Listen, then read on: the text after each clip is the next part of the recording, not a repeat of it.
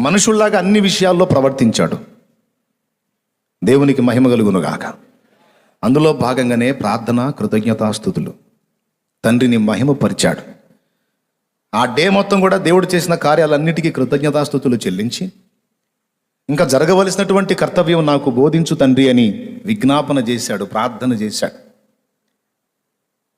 చేసి ఇంకేం చేశాడు? కనిపెట్టాడు. మౌనంగా కనిపెట్టాడు. నిర్మానుష్యం, నిశ్శబ్దం, ఏ సప్పుడు లేదు.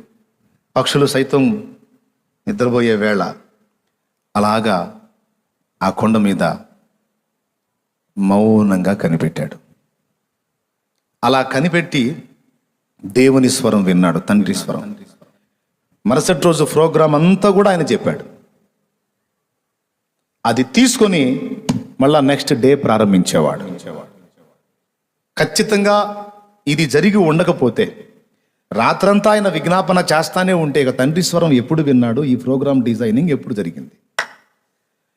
ప్రార్థనలో ఈ విశిష్టమైన సంగతిని చాలామంది విస్మరించారు. ప్రార్థన అనగానే వెళ్ళి మోకాళ్ళుని దేవునికి మనకు కావలసినటువంటి విషయాలు కాసేపు స్తుతించడం, కాసేపు మనకు కావాల్సినవన్నీ దేవునికి ఏకరువు పెట్టడం, అయిపోయిన తర్వాత మనకు కావలసిన అడగటం, అయిపోయిన తర్వాత యేసు నామములో అడుగుతున్నాను తండ్రి ఆమేన్ అంటాం, ఈ కళ్ళు తెరవటం, పరిగెత్తటం. దేవునికి స్తోత్రం.